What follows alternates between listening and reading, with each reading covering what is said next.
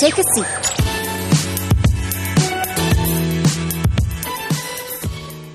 During the 30 years of China's reforms and opening up, China has drawn from Singapore's experience in infrastructure, administrative and management expertise.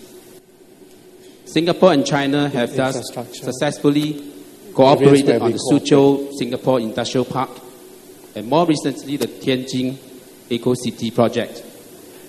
These were both landmark projects of great significance to both nations. What were some of the lessons learned from these projects?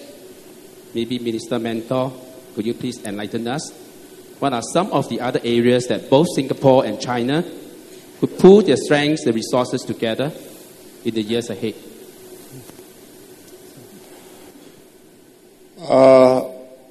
We are both learning more about each other.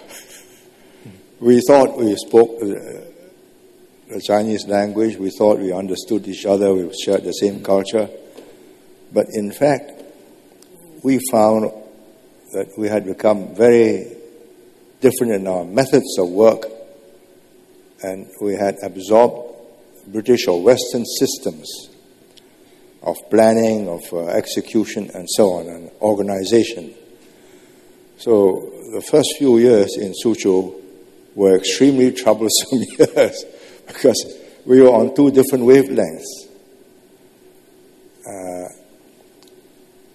When we went in,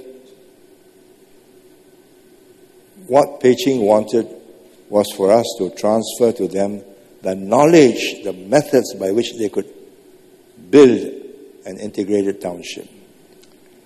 But what Suzhou wanted was not the knowledge, but the buildings that will go up while they are in office for 3 or 4 years. Then they claim credit for it. We never understood that. After a while, we began to understand. You can't show that, you've absorbed these techniques and methods and therefore you've learned something valuable. But you can show, just that, look at all those buildings. This all came up during my mayorship. So there was this disconnect, and it really vexed us. Became very stressful. But after a while, we began to understand them. And I think we must always remember when we deal with the Chinese, we had an officer who, in the Suzhou partnership, who was completely Chinese educated. He used to sit down and talk with them. One day, the Chinese said to him, "How old is your country?" "You want to teach me how to do this?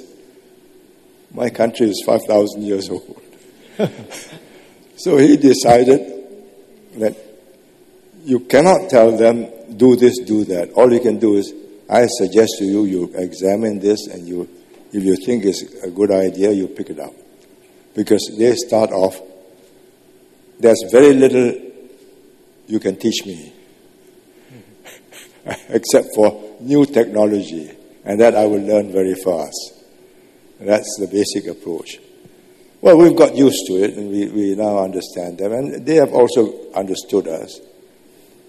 And therefore, with this new eco-city, I think we're going to have less problems because we already understand their style, and they also understand us.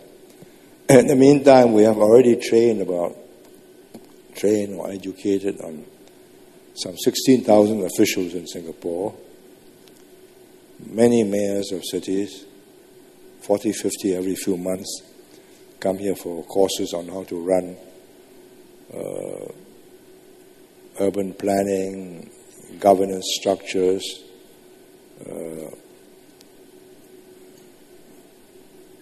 a whole series of management styles. And so there is now a certain familiarity.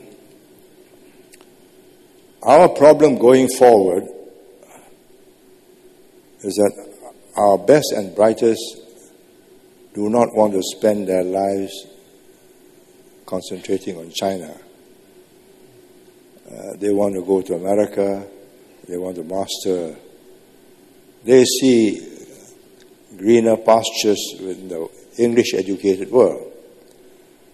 Now, to connect with the Chinese today, we are using an older generation of the Chinese educated who came from our old Chinese schools, where you had 12 years, 小学一年级到高中三 in Chinese.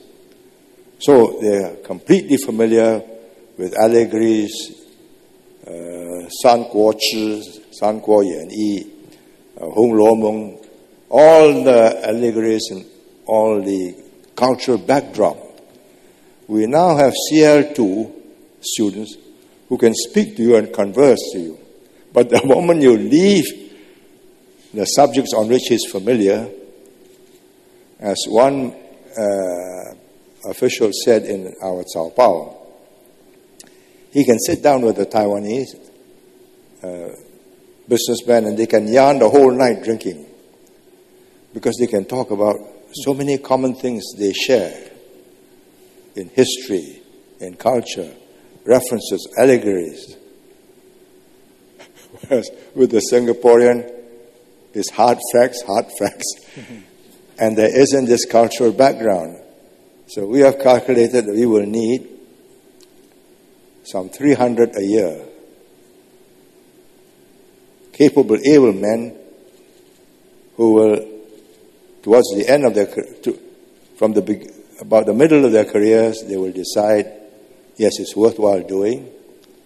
Then go to an English, American, or British university, and then go to a Chinese university, and then immerse himself in that. Then when he starts working with them, he's on the same wavelength. Now, can we find 300 of our cream to do that? They say, why should I do this? He can do it. I prefer to be in Singapore. I prefer to be in London or Washington or Boston or whatever. But I think if we look forward in the next 50 years, East Asia and China will be where the action is. And we have to convince some 300 able Singaporeans to take that course. Of course, one easy way is to co-opt some of the Chinese students who are studying here and have become our PRs and then will become citizens. But then when they come here, they want to learn English. So, I've heard this story of a Chinese PRC school teacher teaching Chinese in our schools. And the minister was there and talking to them, and he said, my son now does not want to speak to me in Chinese because he's wanting to learn English. So you see, our language environment in Singapore, the big language environment, what they call Tao Huanjing, is English. So a Chinese student coming here wants to master English. But then he has this, if he comes here after secondary school, he has a depth of his Chinese which can never be shaken. So maybe we can co-opt 50 of them, and then we can bring them back to China to do business with on our behalf.